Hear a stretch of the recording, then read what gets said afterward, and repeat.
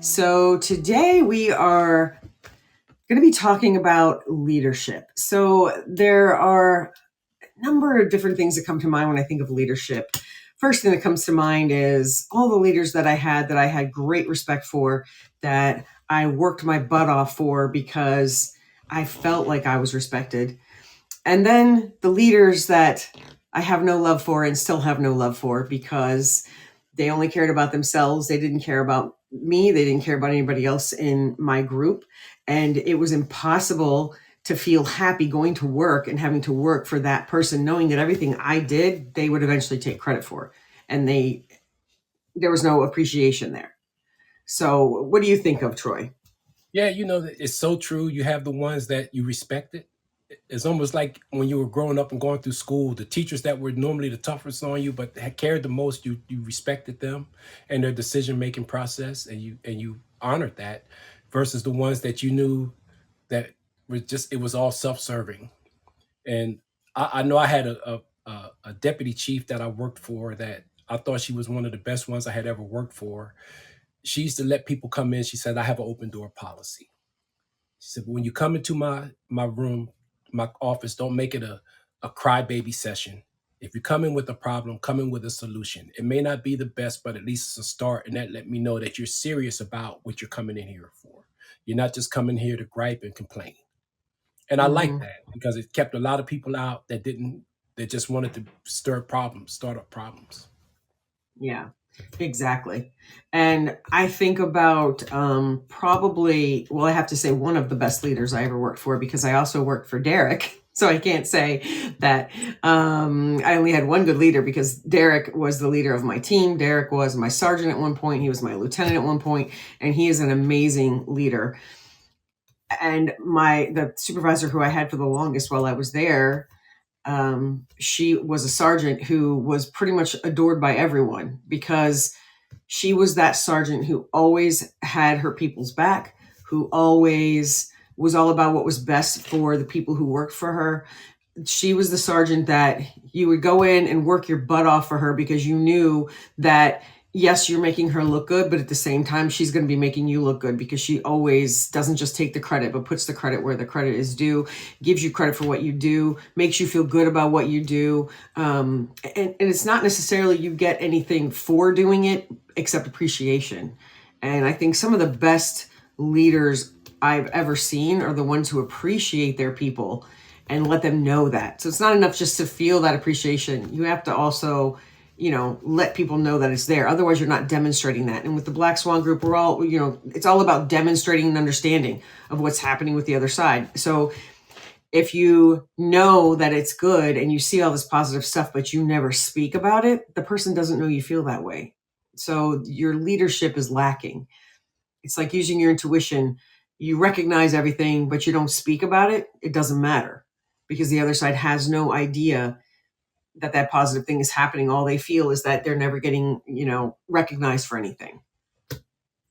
That's so true. And you think about it, even they were the ones who could tell you the truth. They could tell you, "Hey, you know what? I don't agree with it.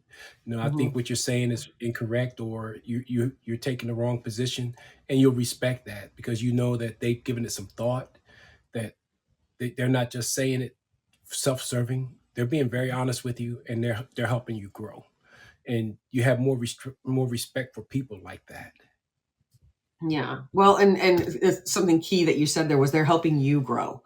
Some of the worst leaders in the world are all about themselves. They're not in it to do anything for their people, to help their people grow. They're in it for themselves, for whatever they can get for it. If they're still interested in climbing up the ladder further, they step on you to get up the ladder, instead of realizing that you as a worker under them can help them climb that ladder if they would just give you a little bit of respect. Because nothing shows the higher ups in any organization what a good leader is when they have their people working their butts off for them, and they show that they get a lot done, and they have a lot of accomplishments based on what their people are doing, and they're giving their people credit for that.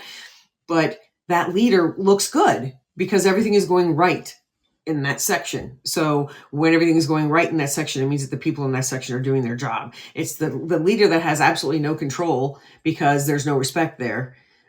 that looks bad to the upper echelon. But what happens with those leaders is they start to micromanage, they start to stick their noses in.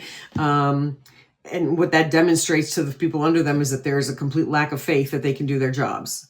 And so, if you don't trust the people on your group to do the job, then you're not going to get anywhere, because they're going to fall down on the job because they say, hey, you don't trust me, fine, you want to do it yourself.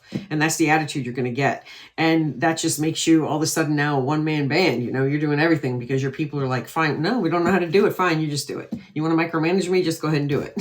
And they get the mistaken feeling that shows the upper echelon that they're capable of doing the job, or they're capable of doing the job that they're supposed to be supervising, not the job that they're actually doing, not the job of supervision. It's a completely different thing. Or managing. And you talked about Derek, and I always tell him that that book he wrote, Ego, Authority, Authority Failure, failure. Mm-hmm.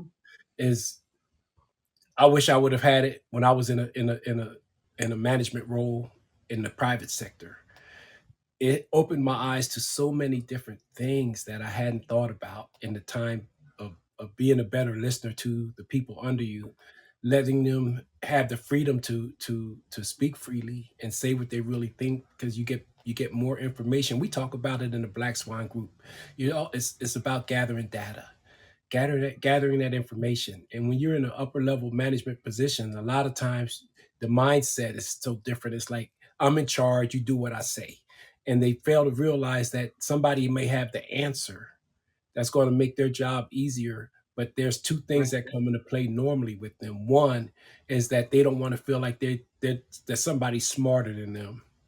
And two, they're worried about looking less intelligent in front of the person or in front of people above them. So now they don't think they're going to be able to go further up the corporate ladder.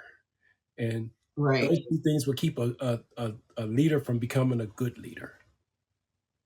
Yeah. Well, we talk about how fear is the basis for a lot of decision making and behavior. And when you have a leader who is afraid to make mistakes because it's going to make them look bad, they go one of two ways. They either make all the decisions themselves and they shove their decisions and what they want down the throats of the people who work for them, or they avoid making any decisions at all.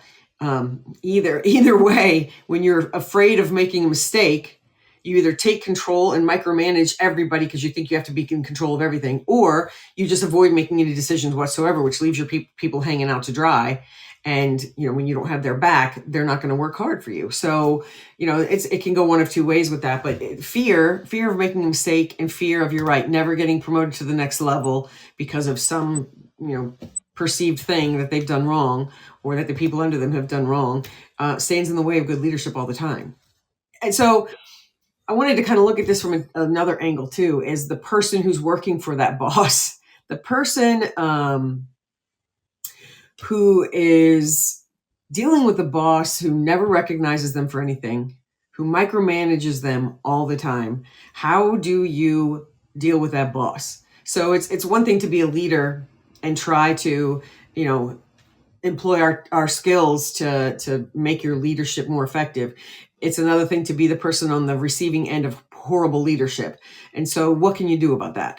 I think what people need to realize is you use the skills the same way, because what you're going to try and do is figure out why they're doing what they're doing. This is all about what Troy says with stay curious. Stay curious about what position they're in, why they're doing what they're doing, why they're making the decisions that they're making. Most of the time, it is one of the things we've already talked about: fear of making a mistake, fear of looking bad to the people above them, feeling pressure from the people above them, feeling as if they can't identify with the people that they supervise. So, you go in there with that knowledge, you have a conversation, and you label those things.